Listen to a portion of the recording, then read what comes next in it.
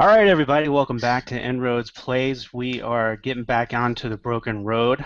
It's been a month for us in the real world, but on the interwebs, it's probably only been a couple weeks since you've seen the last episode. But my name's Jeff Romo. I'll be doing the dungeon mastering all over the place, and then we've got our cast back with us in the form of two dwarves and a halfling. So, little D&D sitcom going on here. So let's run down the list here. We'll start off with Mr. Perna here. How are things going with you? Welcome back. Hi, guys. Things are going very well with me. For starters, I can say that you're probably seeing less of me than you did the last time you tuned into our show. Because since the last time I was on here, I've lost 45 pounds. Congratulations, man. Due to the miracle of the internet, it only took a week. It only took a week. But, yeah, other than that, things are going very well. I am very excited to get episode 100 in the can, where we've interviewed a whole bunch of people. But, yeah, pretty much life has been kind of crazy right now, which is why I'm behind on my articles. I'm behind on my dungeon, my Darkest Dungeon video. I'm down one on that, mostly because the real world has become a thriving mess of activity. I can say, however, that in the tavern, you guys apparently like InnRoads Plays quite a bit, because when I made the suggestion of, hey guys, do you like us and will you want to participate in whatever game we play next, several people have contacted me. So we'll see how that goes when that actually happens. Very cool. Very cool. Some interesting news, I think. Like putting my hands together menacingly. All right. Mr. Navarro, you are up next. How's it going, sir? It's going all right. A little bit crazy, just like Perna. Got a whole lot of different things going on. Too many different projects. Kind of the brain never knows where it's supposed to be going next. Also been traveling quite a bit. Spent a little bit of time up in Napa last week, and some time in Washington the week before that. And any other time I have, I'm generally wandering about in the woods and doing the same things that I always do, and it's a good thing. Nice. As long as you're not like building like a little shanty in the woods or something like that to where we have to worry about you, that's cool. Let me know when you create your manifesto. I would, but I have a wife and kids that live in the suburbs, and so I do try to return to them periodically. But yeah, if I had my way, I'd be a crazy guy. Nice. Every time you come back from the woods, you have one more piece of hide, like armor or hide jacket or a coonskin cap or something. Yeah, like that. let's just be honest here. I'd definitely be more the Radagast the Red sort of style of woodsman. But so goes. Nice. Well, cool. Wait a Welcome minute. back. Try to guess red or brown. Brown. Oh, Brown. Brown. I wasn't going to call you out on the podcast. Oh, gosh, man. That's All right. Who were those two blue guys? I don't know. Whatever. They're just hanging out there. They didn't do much in the whole thing. That's what I'm saying. All right, Mr. Basha, welcome back, sir. How are things going with you? Good.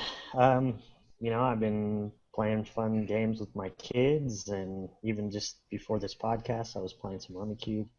I just like playing with my kids at this age, so Yeah. I think that's good. And I've been looking forward to playing this again, because the last session was really fun. I thoroughly enjoyed myself, and it finally clicked with me why we do this, Yeah. Getting on the road and being in the tavern, I can appreciate it now that I've been in the dungeon, but I really enjoy the dungeon, and actually I really enjoy the game now that I know somewhat how it works. Now that you're not constantly wondering what to do next. Yeah, that's right. Thank you, Roll20, for doing all the math for me, but But Hey yeah, man, you're lucky we aren't playing Pathfinder by hand. I mean, come on. Oh, It's not called Mathfinder for nothing.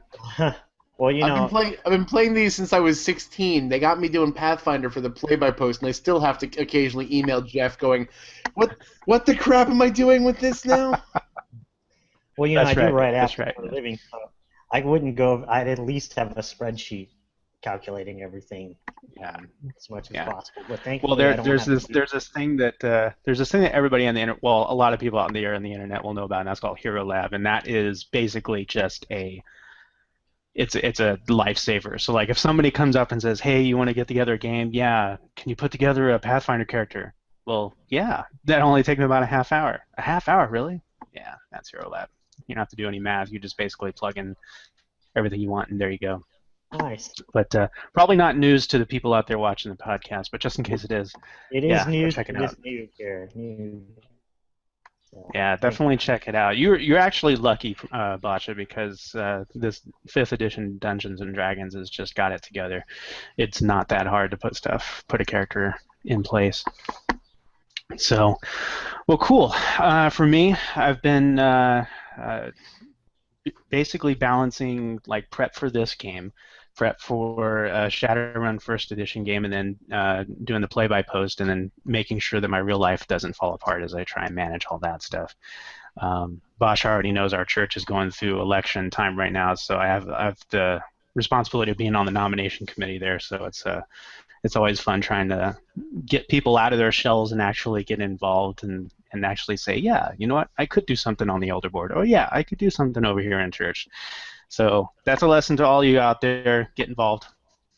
There's no reason just to sit here like we are. Something on the interwebs. That's what. But yeah, Perna mentioned that we might be doing some other stuff with the InnRoads plays, and I got a little crazy because I saw on Drive Through RPG that they had Shadowrun 5th edition for $5, I'm and still I said, very upset yeah, that I missed that. I'm. If I had known sooner, I totally would have emailed you sooner on that just to make sure you got in. But it's still, but it's definitely not 5. So yeah, so that's basically what I've been doing. So possibly an InnRoads plays near you, or coming soon to an InnRoads plays near you, 5th edition Shadowrun, or what was the others we were mentioning? Victoriana, Numenera, a few others. There's a whole lot of options. That's only the ones that I currently have available and kind of know how to run/play. There's a whole world of stuff that I want to get into. I'd love to play a game of Mouse Guard. I would love it if we got. There's a guy who goes by the handle the Mad Cleric, and I want to get him to do some stuff with us, but we'll see. Yeah, we will definitely see. All right. I'm going to ask the question right now because in the upper left-hand corner I see Silas has not moved. Oh, there he is. Okay, good. I thought we might have lost you there for a second, Luke. Sorry. Okay. So, let's go ahead and get things started. With the last episode, we left our heroes in the midst of a dungeon. So let's. They're ankle deep, maybe knee deep in dead zombies or re-dead zombies. I don't know how to phrase that properly, but yeah, the re-deaded. They're no longer walking, the shambling, crawling, slamming dead. Let's get things started. So we'll do what we did last time, had kind of a brief cinematic just to kind of open things up to get everything into the mood. So let's try that out again. So at this point, the scene opens up, and it is a dining hall. Not very well lit. There's probably about 5 people in this dining hall, and they're all sitting at the end of a long table. Table's probably made of some kind of heavy oak or something, but the few candles in one candelabra that's lit has is shining little flickering lights on the table and one platter in the middle. And the all of the men that are there, they're old men, looks like they're human, are facing each other and trying to not come to yells.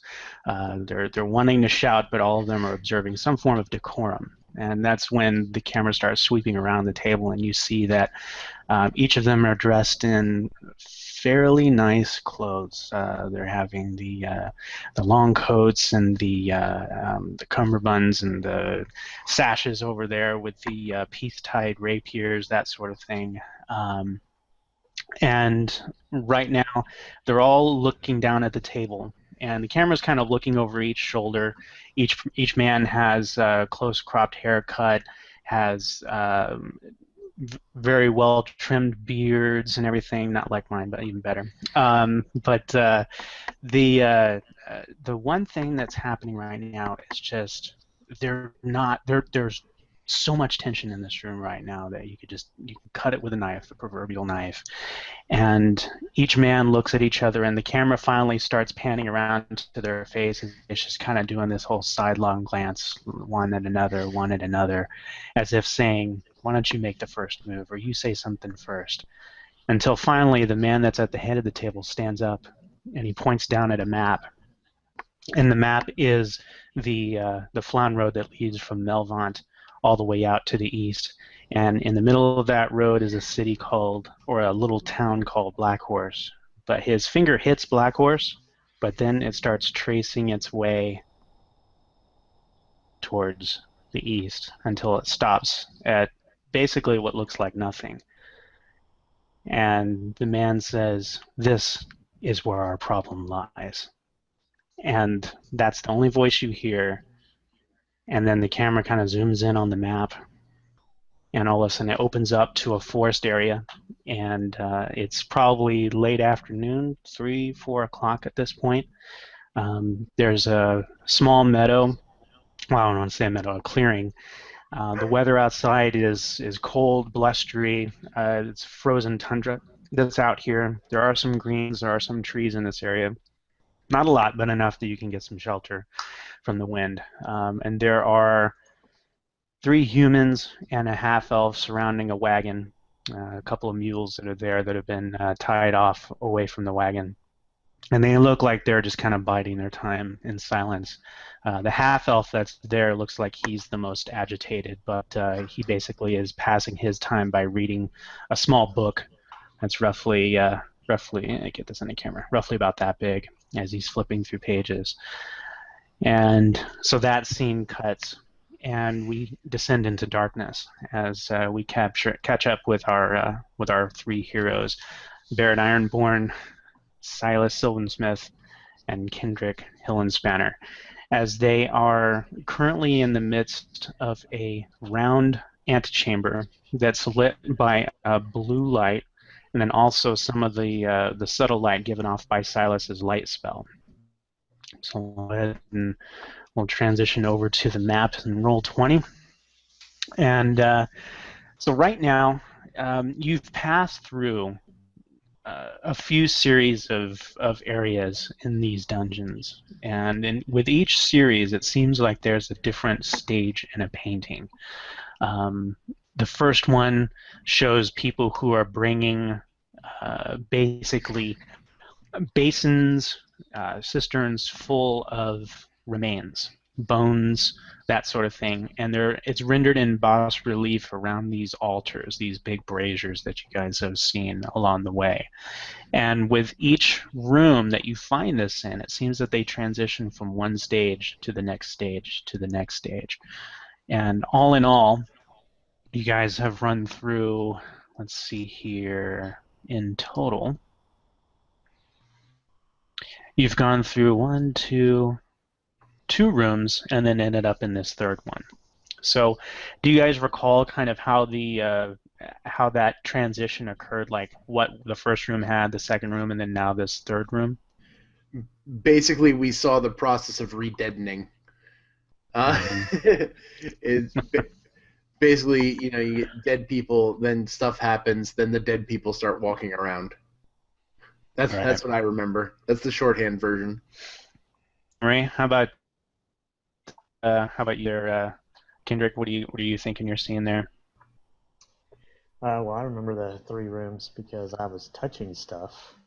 Yeah, I want to touch the skull. That's right. It's fancy.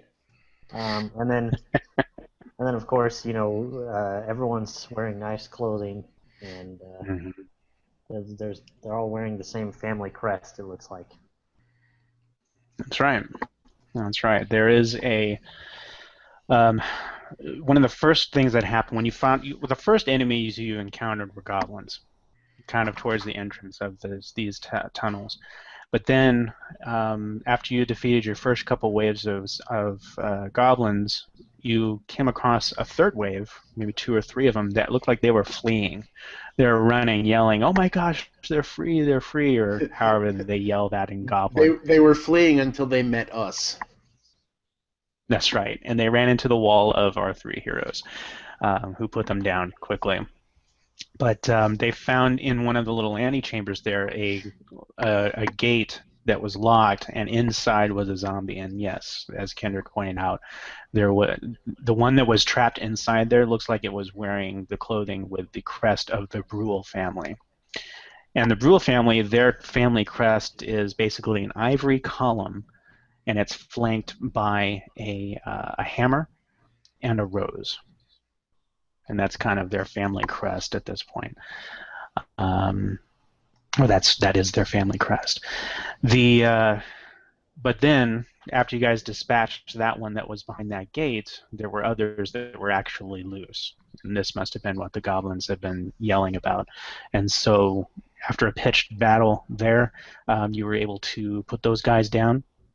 And yeah, as you move through into this chamber, you guys, this was, as we transition to this particular map here, that's this circular chamber that you're in right now, and it shows basically a series of bas-reliefs that are around this chamber that in essence depict people who are, they look like they are fully formed. It doesn't look like they're skeletons, doesn't look like they're rotting bodies or anything, but they are basically standing in that bas relief, and they're kind of like standing with their arms up like this, kind of in a worshipful repose, as they're standing there facing inward.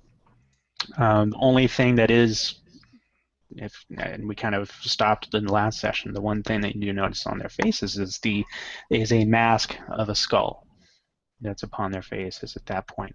The clothing that they're wearing is just general robes that look like, it's just really well carved, so it almost looks like they're actually moving. The robes are actually moving, but they're not. It's just very well crafted.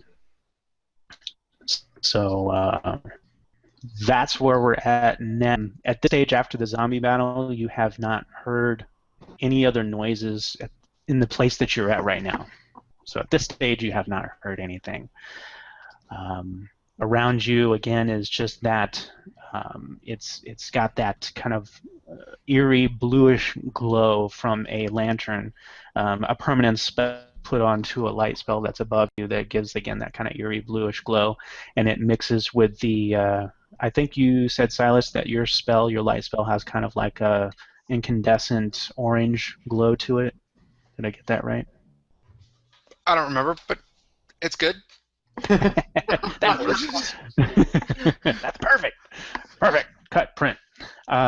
So that's where you guys are. So what was the last thing? One last thing is that in that prior room, or that corridor that you guys had the battle with the 3 zombies, there were piles of clothes and boots and assorted accoutrements along the wall, just piled up neatly. So that's where we're at right now. So Piled up neatly? How would you like to proceed? Well, Say that again?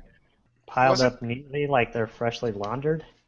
Piled up just gathered, maybe unpacked. Wasn't there a zombie around the corner we haven't killed yet?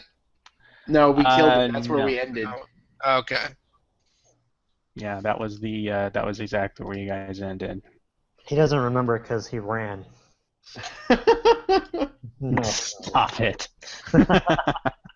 Well, I say we keep pressing on, because why wouldn't we? we've come this far. I don't know. I want to go back. Everything's dead now, so no, just kidding. Let's go. Well, it was all dead when we started too. Don't make don't make Baird go all lawful good on you and say we have to smite all the evil in this place, because he'll do it. He'll do it. Dun, da, da, da. Here comes Alice. Don't make me spite this evil.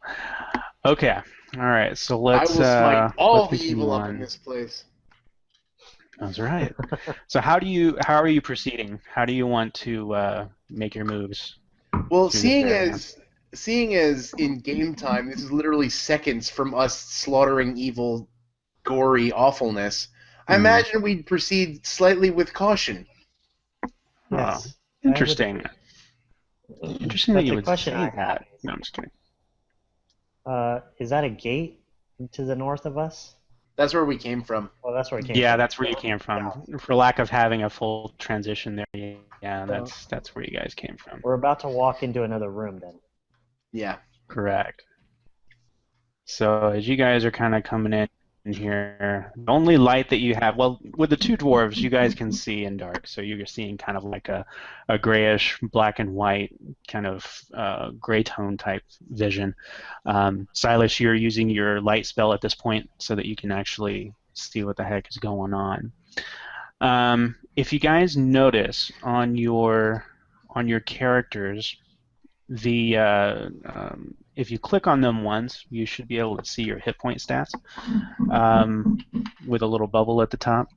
Mm-hmm. And I think the only one that has any damage at this point is Mr. Kendrick. Yeah, I was healed up.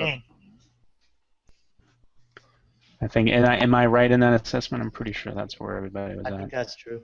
Yeah, I had taken damage, but I also healed up, so we're fine. Okay. All right. Excellent. Let's see here then.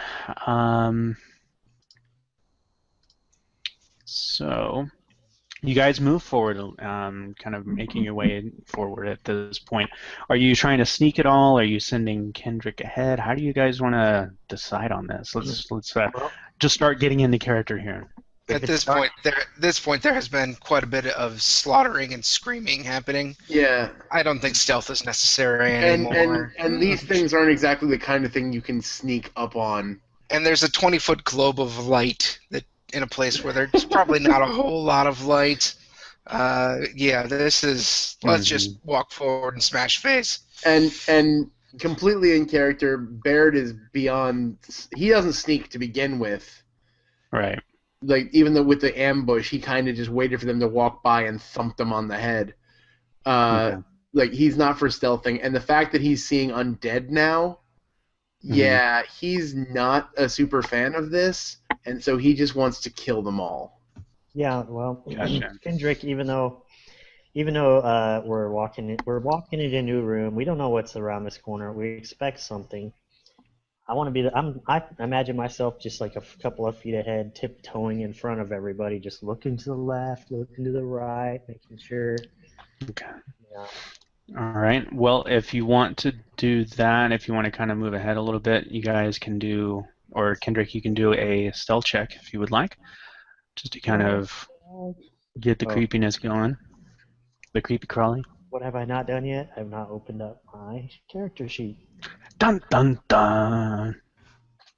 Stealth check skills. So as you do that, I'll kind of give you guys a little bit of what's going on here. As you guys move forward, you're kind of clanging along, judging by that roll. So you're kind of clanging along a little bit. The ground here is a little bit more moist. There's kind of a higher level of humidity in here, and you're also noticing that it's a little bit warmer. So just a touch, but it's enough that it's actually causing some of the frozen parts of the wall and stuff that you were seeing before to kind of melt just a bit. That's interesting, because that the crazy blue I bring dead fairies to life fire.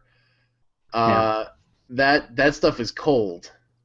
So I'm curious as to...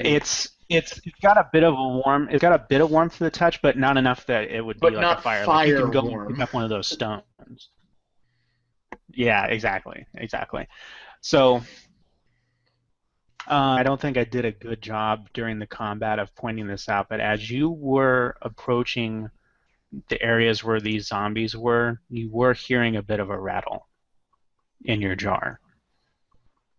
Right. Oh, So as you I were imagine. coming in contact, so it wasn't just the altar, because remember when you were passing by the braziers and the altar, that's when she would kind of start doing her little jig back and forth, her little undead jig or whatever it is. Hmm. Not undead, it's just she kind of was no longer moving around. So yeah, she would get the jitters whenever you would get close to the zombies as well. Oh, I don't doubt it because whatever it's making them be alive is probably the same thing that's making her do her little jig. Not too big a stretch for you, especially with your background as a cleric and studying religion. It's not unheard of. Okay, so are you guys are definitely leaving the room behind that has the upturned people bas reliefs that's going around. Yeah. Is that correct? Yeah. Okay, just want to make Baird's sure. All right. interested in smiting. All right. So I will leave it up to you guys to let me know when you want to kind of start doing some investigations about some of these things. I'll throw out some stuff here and there, but I just want to kind of make sure that you guys, leap in there anytime you're ready. You see something or you hear something that's interesting, just say, hey, whoa, GM, hold on a second, let me hear that again.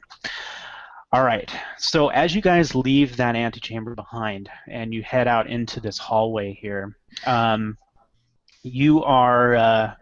So you're like coming out into this area here. You're kind of leaving behind that bluish glow of light, and then Silas, you're kind of getting left alone with that incandescent light spell there. And as you guys emerge into this particular area, it's a four-way cross with a room over to your left or your right, map's left, and then what looks like probably a hallway to your left side, the map's right. So let me go ahead and do some expanding here. Let's see. There we go. So you have that, and then this kind of leads off down the hall there. Now there are gates here, and they are closed, and they look like they're very similar to the ones that were up there before. The one that Kendrick busted through, like the one that was holding that one zombie in its room. Is there anything interesting on the walls behind the gates, like in this area here? Okay, you want to start with that one there first? Okay, so if you want to go in and get a closer look at that particular room, you can go ahead and do that. Number 2? Number 1, whichever one you want to start at. You just move your character in that direction, and we can do that. All right, so we'll go ahead and open up the rest of that there. So this looks very similar to the room that you had the zombie in before. However, there is nothing in there at this point, at least moving. There is, however, a body that is. Let me get my little pinger going. There is a body, however, over here. So you are seeing something. Not there. currently moving? Not currently moving at all. Wearing the same noble family's clothes? No. Actually, this one it looks like it's wearing peasant's garb. All right. I'm literally, because of the fact that it's behind a gate anyway, I'm gonna be a little bold because even if it is Zombie Boy, we'll just plunk him from outside the gate. Mm-hmm. Oi! That was your bold. Well, I'm literally just calling in saying, "Oi, Oi, you! you're dead! Oh, you're really dead. Are you one of the? Are you one? Stop it! I'm gonna actually do it. Okay. Are you alive in there? Are you one of these things? You're gonna wake the dead Barrett with that. Barrett Ironborn's baritone voice echoes through the chamber and up the hallways and everything. And after that was before going into this antechamber, things got real quiet except for that kind of dripping sound and the kind of constant cave noises.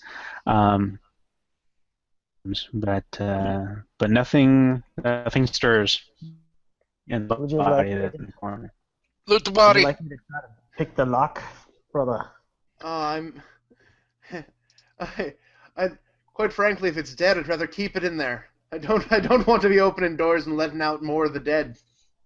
Well, should we check, or we'll have it sneak up on us later? That is a good point. Loot the body. Burn If the you- bones. That comment completely in character. Here, I'll. Oh, look at you. nice. Now you're just getting fancy. There you go. It does. So look that fancy. way you guys have I do think that if it is something dead, to that we look need to at give it there. we need to give it a proper send off. We need to give it a proper burial, or at least burning. I'm not wasting my time burying that thing, but I don't mind picking through its pockets. Should we? And I don't have a problem lighting it on fire. I've heard that. Now, That would be what, the 40th thing you've lit on fire since we started?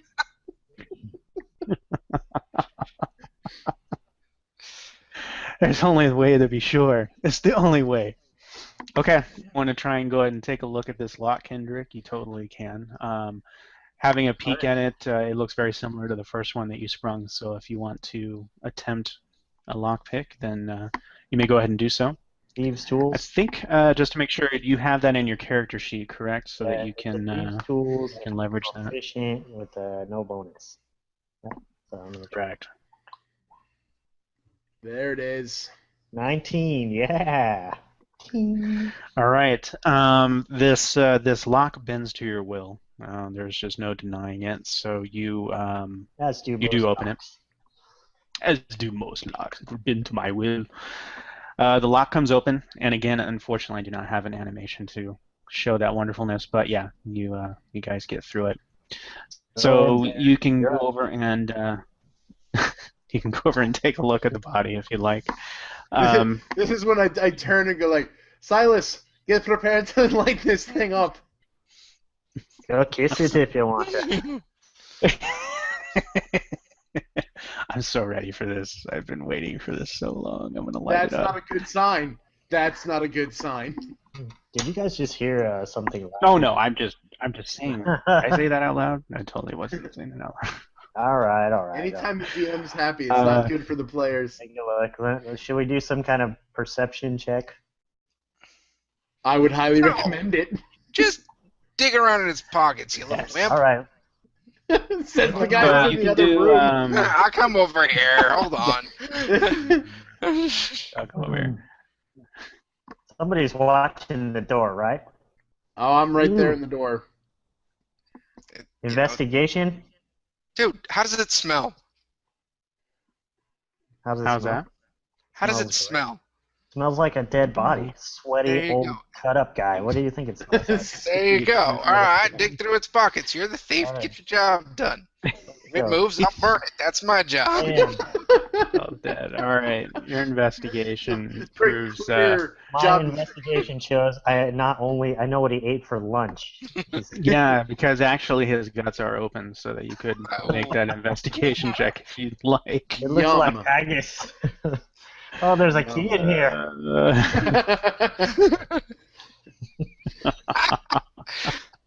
I don't feel comfortable playing anymore. I think I'm gonna quit right now. I was about to say, Bosch is thinking this is like Saw the D&D version. Oh my goodness. Okay, we'll stop that. As long as he doesn't pull out a fork and spoon, I think we'll be fine. Yeah. Okay, so he's kind of you're sifting through this there, Kendrick, and seeing what's going on there. What are you looking for specifically? Anything? Well, anything really, but gold would be nice. I'm gonna loot some pockets. I want some gold, but Powerful weapons. yeah, powerful. Right. Long form explanations of this what's happening thing. in this strange hole in the ground. I expect to find a long sword stuffed into his leg. Oh no, DM Jeff is rolling. Oh, that's oh okay. no! You Oh, find that's- four. I'm gonna roll You find that. 4 silver pieces. You find 4 silver pieces in there. Okay. what looks like a wanted poster that's inside his pocket. There's a hole that was kind of put into it, and that's because he must have been wearing it inside his vest when he got stabbed by a spear, Too which much probably is reading. what I'm gonna did hand him Is this it in. off to is Bear. it his wanted poster, or Yeah, was Um, he seeking somebody in the hole in the ground? um, the face doesn't look familiar. At least to you guys. Actually, if you want, Close to him. yeah, that's true. Kendrick, you rolled a 22 with your investigation, right? So that's good. Um, It's not this natural 22. when you well, no, but it's pretty high.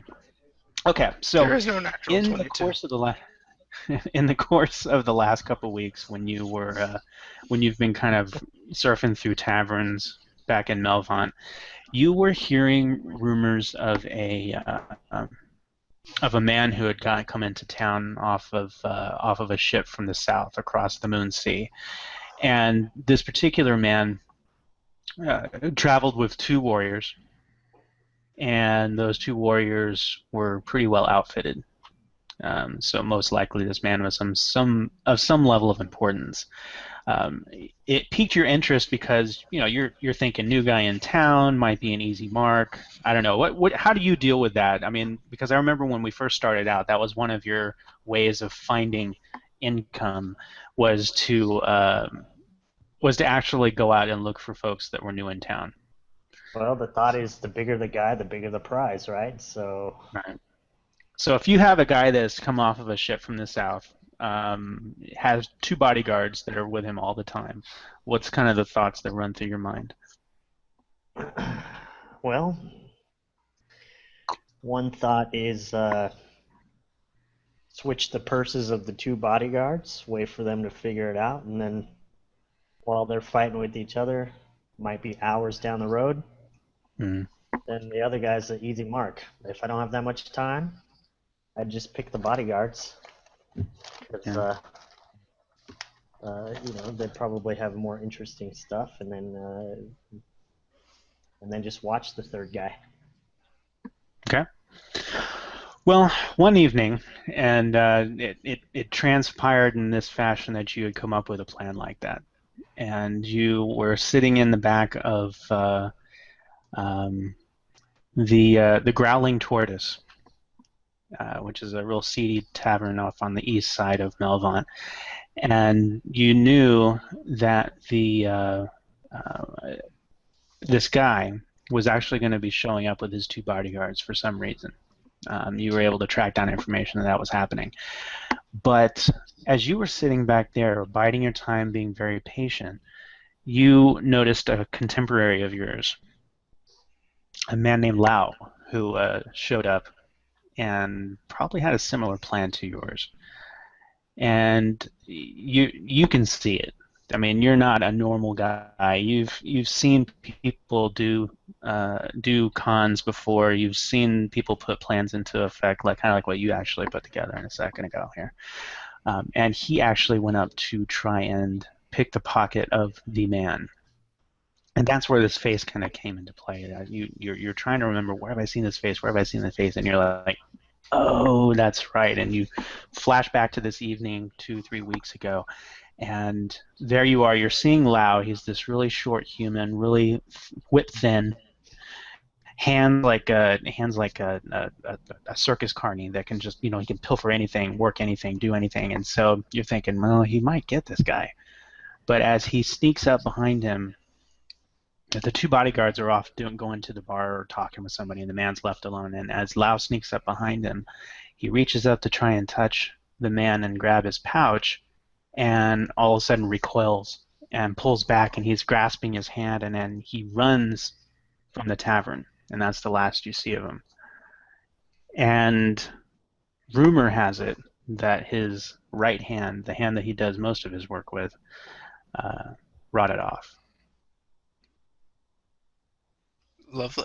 And so that memory kind of obviously flashes through your head real quick, and you come back to the present and you realize that this guy has a picture like a wanted picture of that, what was going to be one of your marks.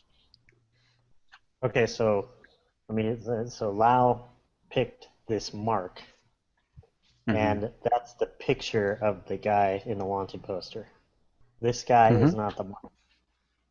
This guy was not the mark. No. This guy. No, this is just some I've never seen this schleb. guy. You don't know who he is. Okay. No. This is a wannabe bounty hunter. I'm just wondering if my hand's gonna be rotten off in a couple of minutes. That's all. No, okay. So I gotta relay this information. Barrett and Silas, you kind of see him kind of like wiping at his chest, you know, like because he had just touched it. He's like,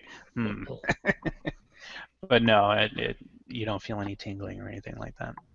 So as I relay this story quickly as possible back to these guys, Okay. I'm conveying, guys, this is bad. We're after, this guy was following a bad guy, and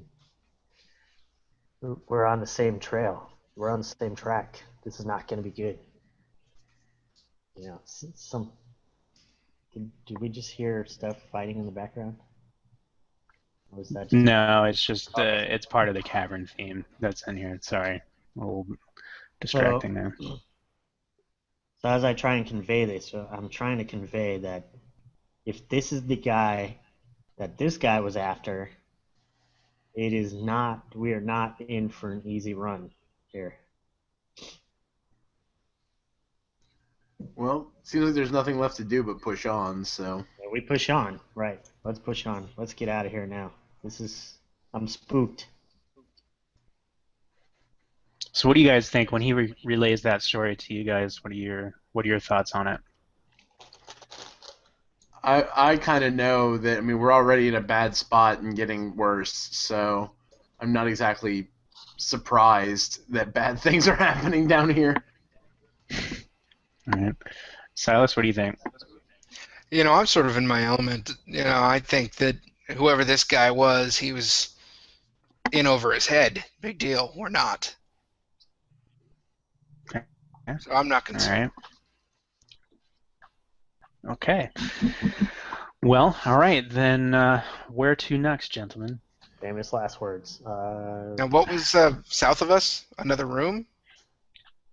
As you guys take a look south of your position, you are seeing what looks like kind of a similar four-way split there as well. Oh boy. Okay. I say we take the room to our, well, if we're us looking at the map, the room on the right, To the rather gate. Okay, so heading over. Sure. Yeah. All right. I'm checking the No, gate. Is that's this one locked or is it just closed? This one is locked as well, so let's expand this out a little bit. Hold for up. you. Before we go picking locks, I want to look into that room and see what I can see. Am I literally just seeing this little corridor you've given us, or is there more for me to investigate here? Because Yeah, let's see here. 1, 2, 3, 4, 5. again, 6, not in the 7, business of 8, opening doors that are holding in dead people. 11, 12. So, yeah, you know what? You can probably see that far. I'll give that to you. I've got a dark So, vision of okay. 60 feet, so Yeah, I mean, I think that works. So that's kind of what you're expanding out to see, just kind of spreading it out for you. It's another corridor. You have a brief flashback of having that zombie battle earlier, and it looks very similar to that kind of a structure. There are some murals on the right and left side of the walls. Hard to make out without actually going through and taking a look at them. But at the far end of the corridor, you see two of those braziers that you've seen before with that kind of, I guess, tepid fire, if you want to put it that way, or temperate. all right. Do we hear anything, or is it just the empty room? Give me a perception check. All right. Give me a sec. Let's get some rolls going. Perception. All right. I see. Okay. Anybody want to help out with that, just to kind of get an idea? All right. I'm standing here. Okay, 16. That'll help. That's- Silas, that's how a about little you? better. Are you looking down in that direction or He listening? already or got what I are you already doing, rolled, Silas? brother. He rolled worse than I did. Oh, so. there you. Gotcha. Okay. All right then.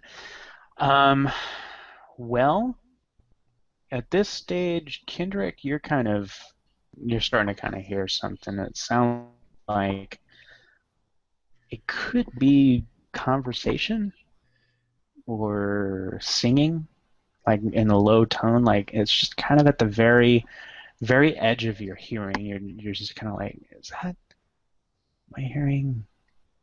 What is that? It's almost like a low toned singing, and it's coming from down the hallway. I definitely think we need to go down this hallway. Yeah. So I'm curious, though. I mean, are these other rooms over here? Are they, I think there might be more cells. yeah, is it a whole set of corridors, or is it just that's? Well, if this ends up leading to one room and a dead end, then we can always double back. True. Yeah. True. It's true. All right, we're standing on this fence. Let's break this thing or kick it or something. Okay. Yeah. Go ahead and you can Do do what your you do. do All your right. thing, man.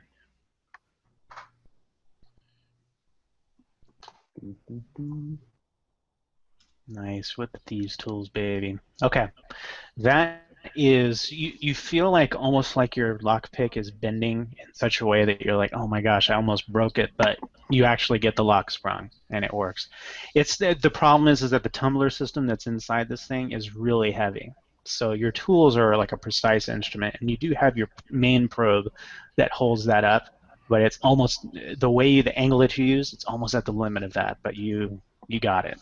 So you spring that door open. Great.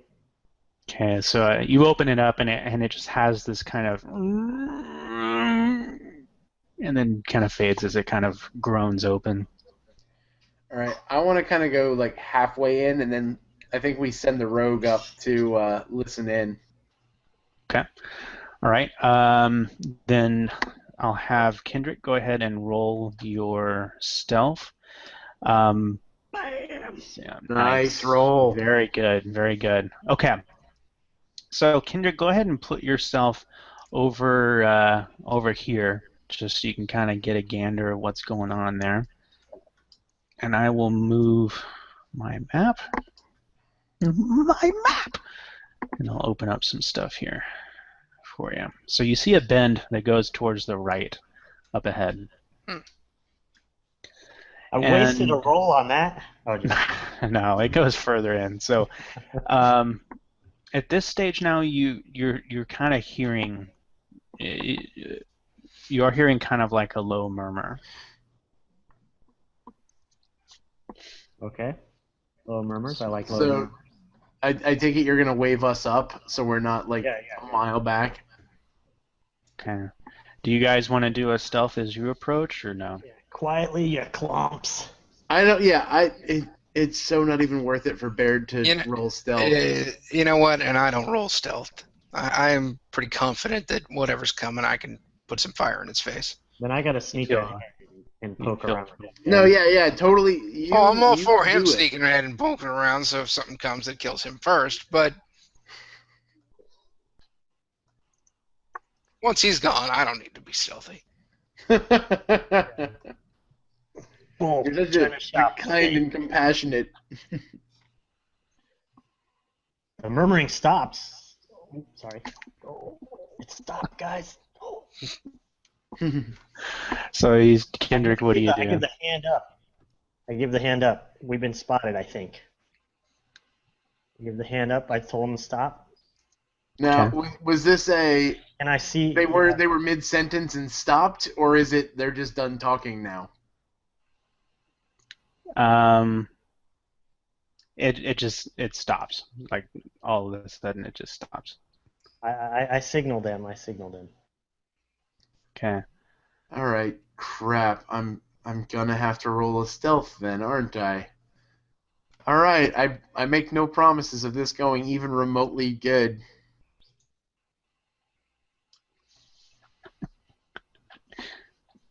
Hey! Where'd Barrett go? That's not good. It's, yeah. The two doesn't. Silas The is two like, doesn't man, count. But stealth is for chumps. He's dragging his He wand walks. along the wall and stuff, sending sparks everywhere. He's just Walks like, up hey to the- guys, this is pretty. Hey guys, Yeah, you should check this out. I'll show you something special. Try what's this on going for. on here? All right.